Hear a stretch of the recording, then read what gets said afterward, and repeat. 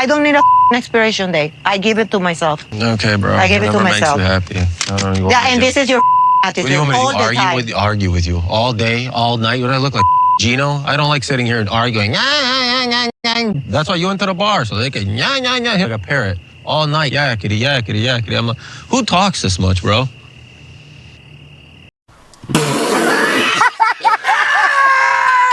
Hey guys, welcome back to 90 Day Fiance Happily Ever After Tell All Part 3. So yesterday we did the stage drama. Today we're gonna do the house drama. So they pull up to the house and everybody's talking about Julia and her pregnancy. Loren suspected that she was pregnant when she saw her. Andre said that he couldn't believe that she held it for 6 months, especially from their parents. Ew. And then he said that he doesn't think that Betty is that possessive. And like, of course he would say that. Look at him. He's a Betty 2.0. But like, obviously much worse. But Yara said that, yeah, Betty is kind of toxic. I'm gonna tell the wolf. I mean, she always isn't that bad. Like, she always in the house. She's loving. I know Julia for a long time, and it's true. Betty's overstepping. And she's oversteppingly, not like in a nice way, you know, not like helpfully. Elizabeth adds that in Yara's culture, the women are very overbearing and always in your face. And Andre's like, yeah, that's because they love you. Like, come on. There's nothing wrong with the mom coming in and taking over things. Cause hello, she's clearly taking care of you. And you know what? This is clearly a difference in culture. So we're just gonna skip over that. Is this like a European thing? Because I noticed that Matt and Andre think so alike. Oh my God. I would be damned if somebody said that I think like Andre. Dick. I love your mom. She's sweet. She's funny. But the lady overstimulates me. But you got yourself gem over here, Jasmine. I'm telling you. He sits over here quietly. Yeah, he is a good boy. You're done. You're done. But Jasmine says that she questions herself because she feels like she's sabotaging her happiness. And Yara's like, girl, what even attracts you to Gino? Ugh. Seriously. You know that the same question asked by your husband? And I was like, Jovi, look at you.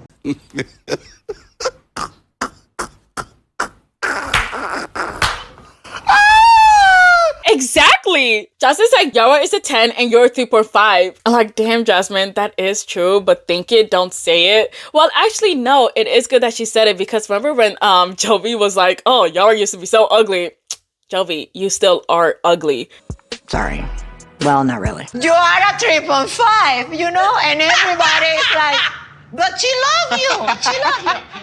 Why would you say that? But Jasmine said that Gino was a different guy when they were talking online and were doing long distance. And Matt is like, yup, he knows just how to reel you in. And I mean, probably with money, because other than that,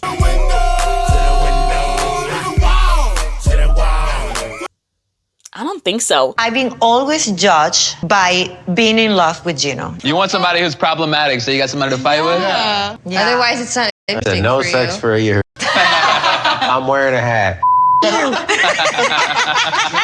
Fuck you. Jovi brings up how Jasmine said that she doesn't want to marry him, so if he would move on. And he's like, maybe. And y'all, her face. Don't act shocked. But like, what did you expect? We'll see. Can I say it like this? No, but if we don't live together and this is still giving me a red light, yeah. I think it's very interesting to me. After all the you've been through with her. These are recent news to me. She's like, oh my gosh, I thought you were patient. They asked him how long would he wait for her, and he doesn't respond because she doesn't like these topics. But like, Matt, come on, just respond. No, thank you. But she said that she thought that she always had time because the door would always be open. But he's like, well, yeah, if we're doing good co-parenting and, you know, I'm still clapping those cheeks. He doesn't say it like that, but he says something similar. Co-parent and I'm still getting booty every week. It might go 5 years. It could be 2 years from now. But he's like, but if 2 years down the line, you start talking to somebody else, then I'm done. And y'all, she really looks disappointed. But like, why? We literally have a kid together. So I think it's only fair that I could ask for like some formal commitment. If we don't fully commit to each other, then there is no future. Jasmine needs to hear that I'm not gonna just wait around forever. I agree. But the other van comes in and they all head to the kitchen, but Gilmore's trying to figure out the oven. I need some help. You got one? So this is oven. I got the two of them trying to figure out how to use an oven. All clean, broil. That not working. Could you at least let it heat up first? How embarrassing. Huh, Gino? Yeah. Oh. I am disgusted. But Julia and Stacey are talking about how they met Matt for the very first time and how they saw how shy Jasmine was. And sorry, they're saying this all in front of Gino. I definitely saw a connection between them right away. We both say this to her. It's Yeah. like, you are shy. Yeah. It's like, And seeing the sparks in her eyes, and Gino's just full on glaring. I hate y'all niggas. Stacey's like, yeah, sorry to make this up, but you guys moved on, right? No. Well, it's not so much moved on. It was she cheated on me. Yeah, and I I didn't know, have I'm much not- choice, listen, and I I'm don't not going to condone- stay with a cheater.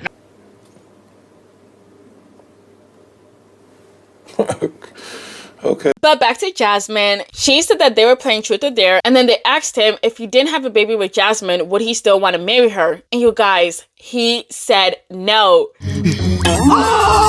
Not at this moment.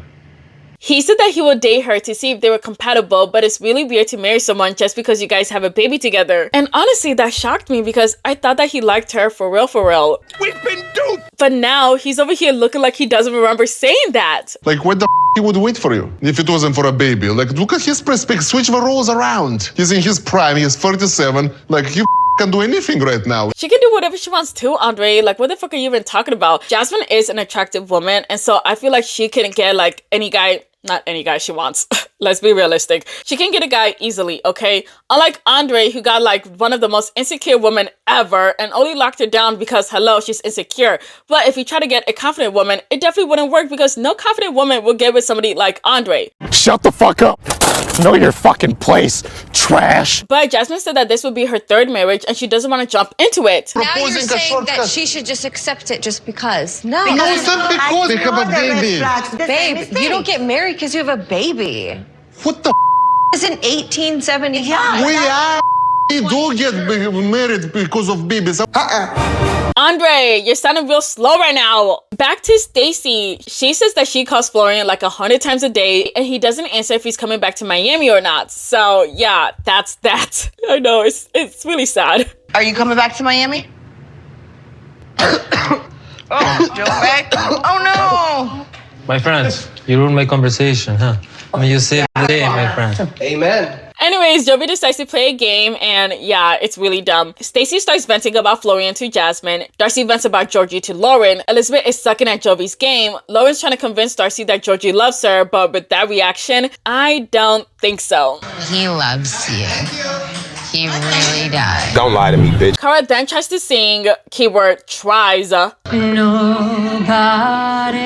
is gonna do us apart. You're gonna be the one touching my whole body. Hanging with you in a beat. And you're lento. All right, so y'all just seen that corny ass shit.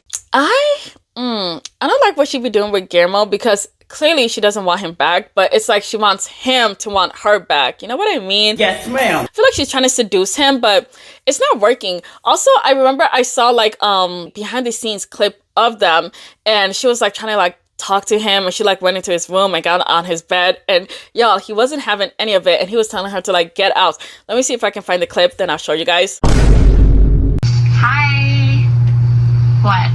Hi, please come in. No, I'm not. I'm just, no. I'm just saying that was crazy, no? Are you not wet? No, I'm No not. disrespect. Can you? I haven't. Can. I never got in the pool. I'm not wet. No. Okay. What do you want? You want me to sit in the chair? Oh, look, it's totally fine. The crazy fight, right? It was Well, crazy. that's why I came in here. I was just like, I don't know who else to talk to because it was so bizarre. I told Gino, I said, listen, I understand where you're coming from. It's never okay to call a woman a bitch. I feel like that was it was a line too far. It's been so nice to have you in my room, but I will respectfully ask you to please enjoy your life in your room. And to please lock the door, because I'm about to get naked in the room, and I'm about to do a couple of things in the bathroom. Nobody's trying to come in on you. Okay. I hope you have a good night. Good night. Yeah, and the toilet seat's not down. Nice. You know we're sharing space? Do you know that I haven't even used it yet? I'm gonna We lock this talking- door. Ask me to, yeah? Good for you. I'm gonna lock it because God forbid I see your naked body. Good for you. God forbid, you know? Good for you. Okay, yeah. Also, what I found weird about that is that happened on the first night, and right after that is when they went to the tell-all, and then he was trying to be like all buddy-buddy with her, and she's like, oh, don't touch me, which I thought was strange on his part, not hers, but his, because how you gonna kick her out, and then the very next day you're trying to be like close with her, like what? Anyways, they are very weird, not gonna lie. We then see Loren pull Elizabeth to the side so they can talk. I want to talk to you because, Elizabeth, I am so hurt, and I don't know how many times. Too, Loren. I don't know how many times I need to tell you. I'm hurt too. Elizabeth, stop making this about you. But she said that she abandoned her and made it seem like she would maliciously try to hurt her. And Loren's like, but you said he body shamed me. And Elizabeth's like, maybe that's a bad use of words. And like, oh, really? You don't say! That's not a term that I would ever say. The word choice was not a good word choice, Elizabeth, really. He doesn't body shame me. But Loren said that caused a lot of problems, and Elizabeth's like, for who? Like, girl, are you that stupid? Like, what are you talking about, for who? Why would you say something that stupid? Why would you ask something that dumb? But she basically said that they shouldn't be mad because it wasn't true. Huh? But anybody would be mad if you lied about them. It's like, I can't even speak to you. Like, you're so stupid. Like, I can't. When Andre said all those things, I had recollection of that, you know, because we texted about that. Because about, like, my weight and stuff? Yes, Loren, because Okay. you and I both know that has been an insecurity of yours. And it still is for me. Your husband doesn't need to amplify that, and that's not okay. It's not okay to tell the world about it, though. But she said that she came to her defense and she shouldn't be mad about it. And Loren's like, but you knew that we were going through a rough patch. It's okay to go through that, and we are going through that right now. And we spoke about divorce last week. I'm not ashamed of talking about it. Oh, that is very interesting. Are you guys gonna go through it or what? Because I would definitely go through it. We gonna celebrate what? My divorce! Oh my gosh, that reminds me. Did you guys hear the news about Elizabeth's dad? Unfortunately, he died, which is really sad. I'm just thinking Andre, because you guys know how much he was like getting money from Elizabeth's dad, and he was like doing him so many favors. So I'm just like, eesh. And also like the will and the inheritance, and them like, are they gonna fight over it? I don't know, but still, it's very sad that he died. Very unfortunate. Rip Chuck, you will be missed. By a lot, actually. Nobody liked Elizabeth and Andre, but we all did like you. Anyways, back to what I was saying. I definitely think that they should get divorced. Oh, they should do it before she gets the inheritance. Ooh, yeah. But Elizabeth says that Andre knows how much she cares about Loren and that he didn't want to tarnish that because it happened with her own family. But lady, he ruined that relationship you had with your family. And also, he's playing a part in ruining the relationship you have with Loren. I'm saying playing a part because the majority of it was Elizabeth's fault. So, yeah. I know, and I don't have a lot of people around me, and we don't keep people in our circle. I know. You're the only one that was close to me. You were the only one I knew. I know. It hurts me, it really does. Loren says that she knows that there's a lot of hurt there because she cares. But basically, Loren says that she wants to leave this tell-all civil, and Elizabeth agrees. It can never be what it was, and that makes me sad because there's been so much hurt. But I think we're grown adults, we have families, we gotta move on. We do. It's about time. Back inside the house, Florine and Jasmine are talking while arguing. And Florine said that he didn't mean to hurt her because, you know, they used to be friends. You are so respectful, there's a woman like to hell, man. You on the tree? You on the tree? Let me tell you about my best friend. He's a warm-hearted person who loved me till the end. Florine and I got close after we went to the last resort. We became friends for almost a year. The kind of friends that you consider a brother. And Jasmine's mad because Florine claimed that she never loved Gino. And Andre's like, well, he only said that because he had a child with somebody else. And y'all, she starts crying. You were one of the very few people that I really trusted, and look at what you did to me, Florine. I'm a bad friend, correct? Because I know that you were... Christ, nothing to cry, just in talking. Jesus Christ. Florian. Carl's like, Matt, why don't you stand up for Jasmine? And Matt's like, bro, what do you want me to do? The fuck? Which I thought was really funny because, hello, Cara, weren't you on Jasmine's ass on episode 1? Sure was. Standing here, she's for once she's telling me she's mad at me too. But you don't do nothing. Let's get some clarity. Nothing I do is right. You're just standing here. Man, shut your bitch ass up. But they decide to hug it out, but nothing's fixed. Jasmine wants to grab her stuff so she can go to a hotel. And yo, Gino almost falls down the stairs. Gino, you okay?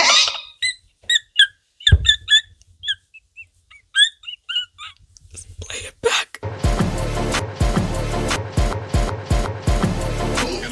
Gino, you okay? Sorry, that was just so funny. But Jasmine leaves with her stuff and also with Matt for some reason. But then she's like, because you feel the way that you feel, I don't need to wait for the lease to expire to move somewhere else with Matilda. And Matt is like, huh? Girl, you had way too much to drink. I am not drunk, Matt. Now you come with Andre and you say, oh, there is an expiration date. You don't tell me this when it's just the two of us. Girl, he said that if you try to get with another guy. This only sounds wrong because your ears are up. Listen properly. I'm not waiting the rest of my life for you to be like, I think I like you. I'm not gonna wait the rest of my life. Right! But she's like, okay, fine. Then I'm gonna go somewhere else. And then she brings up how he said that he wouldn't propose to her if they didn't have that baby. And that she's giving herself the expiration date. And Matt just looks so done with her. Okay, bro. I gave it to Whatever myself. makes you happy. Yeah, and this is your attitude What do you want me to all do? the time. Argue with you all day, all night? What do I look like, Gino? I don't like sitting here and arguing. That's why you went to the bar, so they can like a parrot all night. Yakety, yakety, yakety. I'm like, who talks this much, bro?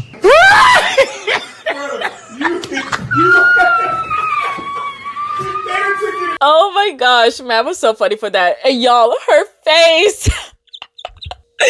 Oh my gosh. Hilarious. I love this show.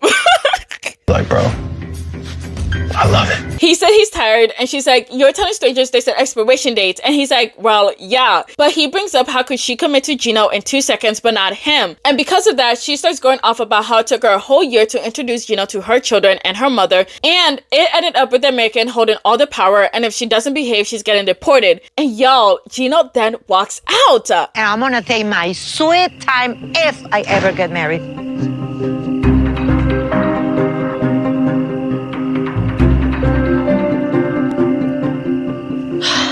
What do you want, Gino?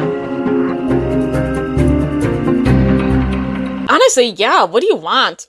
Jasmine, I just wanted to say that you told everybody that you loved me, but you didn't love me. You're a scammer, Jasmine. You scared me.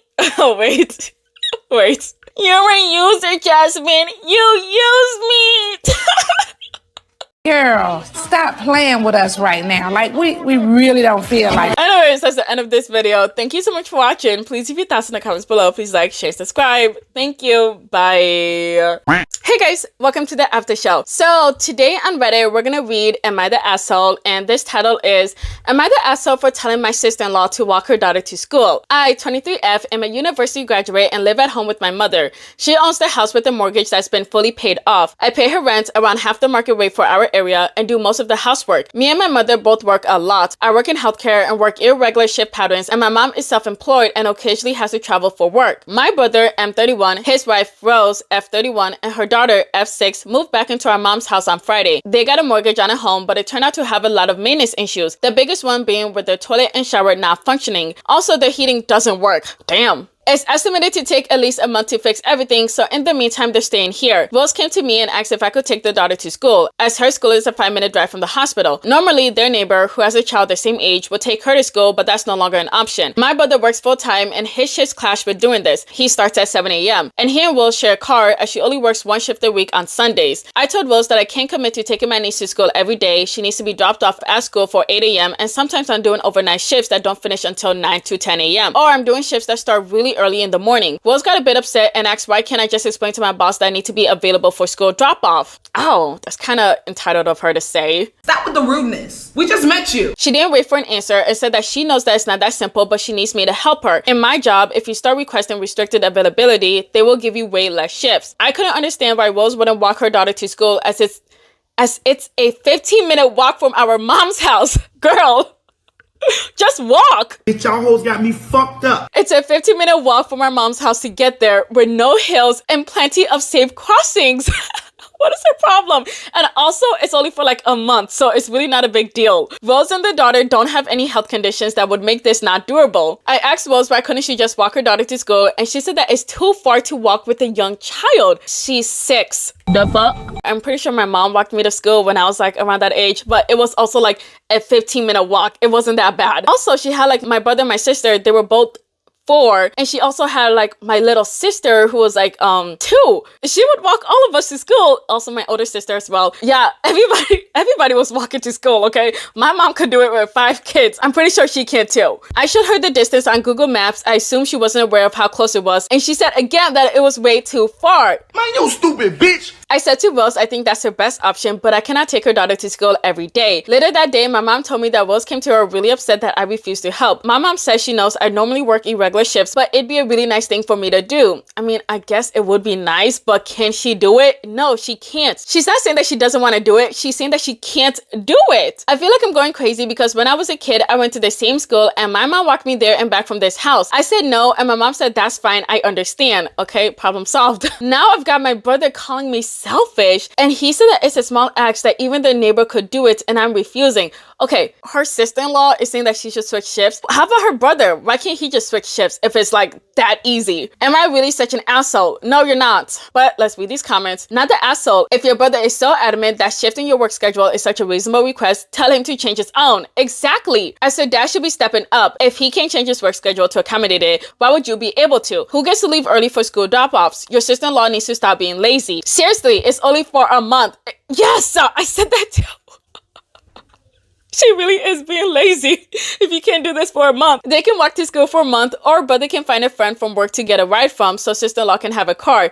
Or if mom has a car, they can borrow it just for school driving. They can ask around to friends and family if anyone has a car they can borrow for a month. They need to solve their own problems and not force OP to solve it for them. Honestly, I feel like even asking like friends and family for like their car is still a bit much when, you know, she literally can't just walk her daughter to school. Don't inconvenience so many people just because you're lazy as hell. Rose can drive her husband to work and then she'll have a car to drive the kid. Oh, that's also a good one. But then she'll have to wake up earlier on her days off, and that's a selfish thing to expect her to do. That's a good one.